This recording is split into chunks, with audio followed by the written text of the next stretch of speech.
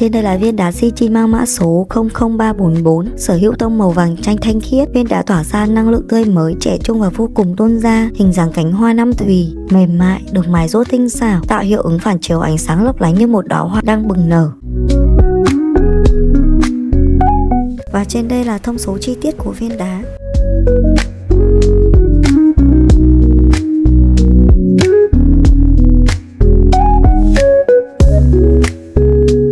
Trên đây là một số sản phẩm tiêu biểu, các bạn có thể tham khảo.